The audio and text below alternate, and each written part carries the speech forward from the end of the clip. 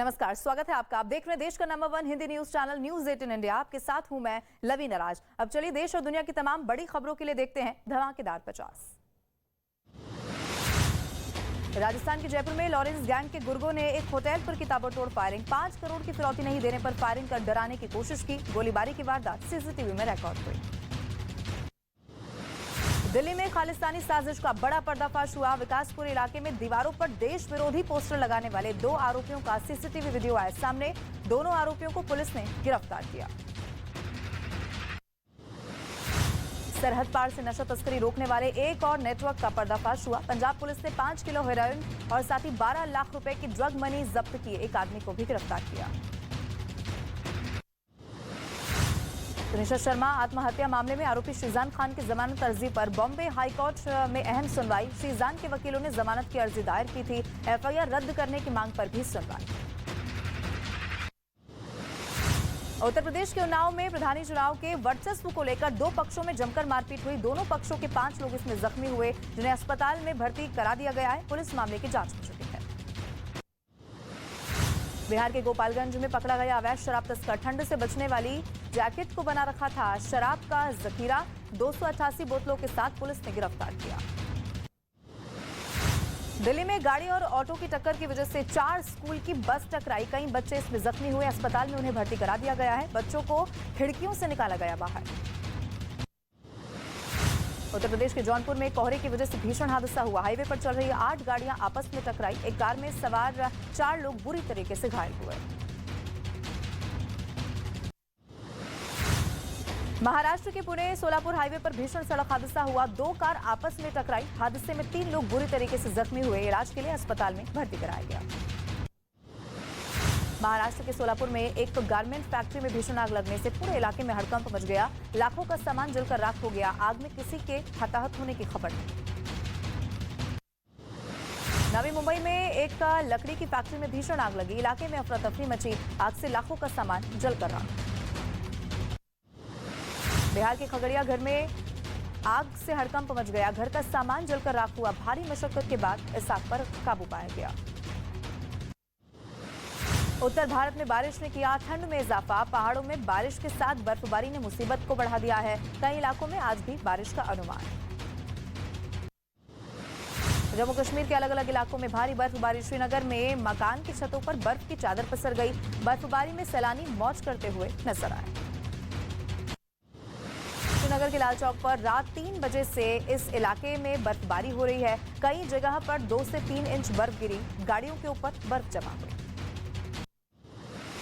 जम्मू कश्मीर के पुंछ में जोरदार बर्फबारी हुई। दूर दराज के इलाकों में बर्फबारी से लोगों की मुश्किलें बढ़ चुकी हैं। जम्मू कश्मीर के बारामूला में भारी बर्फबारी का असर रेल और यातायात पर भी पड़ा। रेलवे ट्रैक पर बर्फ की मोटी परत जम गई। रेलवे प्रशासन ने बारामूला से बनिहाल के बीच चलने वाली ट्रेनों को रद्द कर दिया। श्रीनगर के डल लेक के पास हर ओर बर्फ ही बर्फ नजर आई। बर्फबारी के बीच भी डल लेक घूमने के लिए सैकड़ों की संख्या में सैलानी पहुंचे। श्रीनगर में कांग्रेस की भारत जोड़ो यात्रा के बीच राहुल और प्रियंका गांधी वाड्रा की तस्वीर आई सामने। दोनों बर्फ से खेलते हुए नजर आए। शिमला में भी जमकर बर्फबारी हुई और जिसके बाद तापमान में भारी गिरावट दर्ज की गई। पहाड़ों से लेकर मैदान तक एक बार फिर से ठंड बढ़ चुकी है। उत्तराखंड के उत्तरकाशी में गंगोत्री, यमुनोत्री, हर्षिल, राड़ी, मुखवा, खरसाली समेत ऊंचाई वाले क्षेत्र में भारी बर्फबारी। चारों तरफ बर्फ की मोटी चादर बिछी। उत्तराखंड के बद्रीनाथ में भारी बर्फबारी हुई। मंदिर परिसर के चारों ओर बर्फ की चादर यहां पर बिछ चुकी है। बर्फबारी के बाद घाटी में ठिठुरन भी बढ़ गई है। पहाड़ों पर बर्फबारी का सिलसिला लगातार जारी। उत्तराखंड के कई इलाकों में भयंकर बर्फबारी। जोशीमठ में बर्फ के बीच सैलानी स्कीइंग कर रहे हैं। लद्दाख में बर्फीले तूफान की चपेट में आने से 2 लोगों की मौत की खबर आई सामने। एवलांच की चपेट में आए दोनों मृतक। लद्दाख और आसपास के इलाकों में पहले से था बर्फीले तूफान का अलर्ट।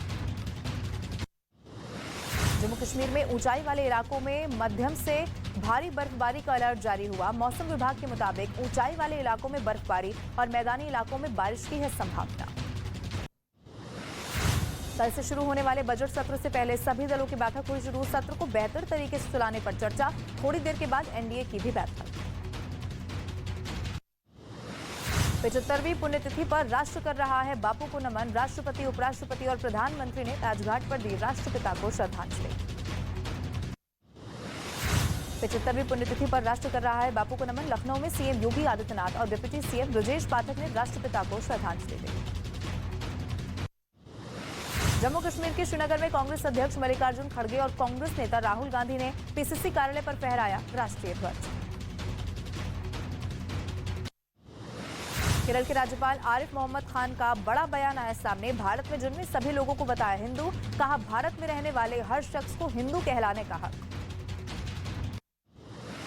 रामचरितमानस पर दिए स्वामी प्रसाद मौर्य के बयान पर भड़की भारतीय जनता पार्टी। मौर्य ने मानस को धार्मिक ग्रंथ मानने से इनकार किया तो बीजेपी बोली छोटी मानसिकता के हैं मौर्य।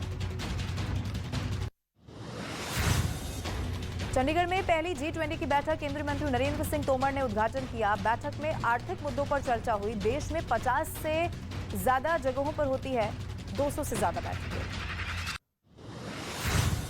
ओडिशा के भुवनेश्वर में स्वास्थ्य मंत्री नवदास की निकाली गई शव यात्रा।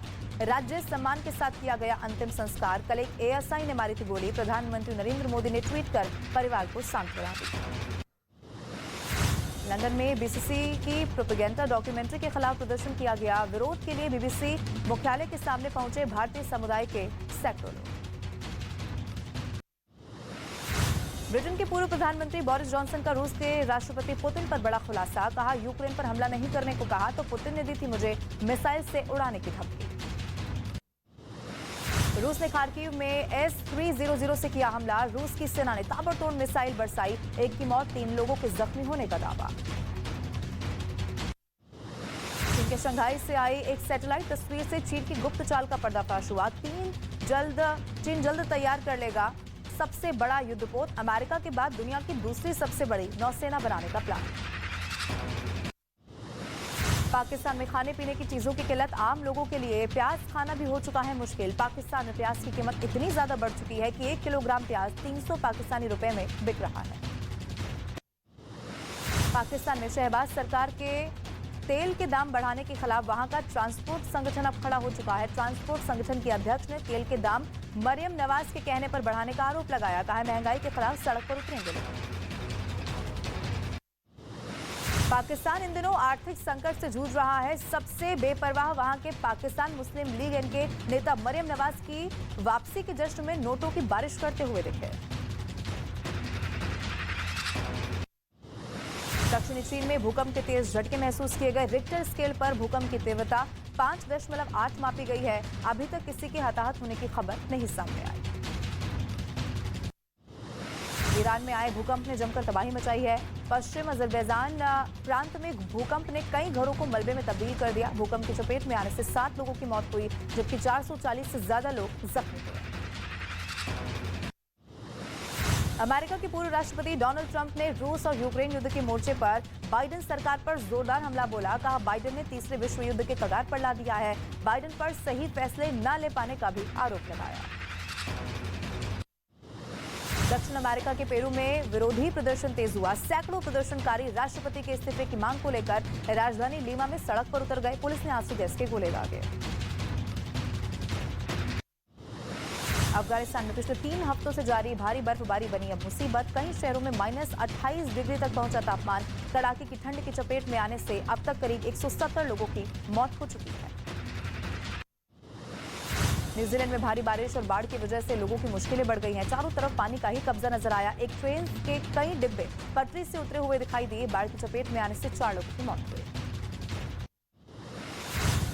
स्पेन के मालोर्का द्वीप बर्फबारी से गुलजार हो चुके हैं। पहाड़ पर बर्फ की सफेद परत है तो सड़क पर कई फीट मोटी बर्फ की चादर बिछी हुई है। स्थानीय लोग इस बर्फबारी का लुत्फ उठाते हुए नजर आए।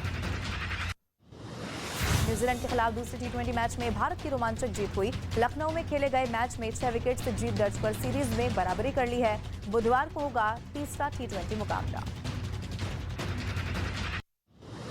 भारत की अंडर-19 महिला क्रिकेट टीम ने इतिहास रच दिया है। T20 वर्ल्ड कप में फाइनल में इंग्लैंड को हराकर बनी वर्ल्ड चैंपियन। बीसीसीआई ने किया 5 करोड़ के इनाम का ऐलान। प्रधानमंत्री ने भी ट्वीट कर बधाई दी।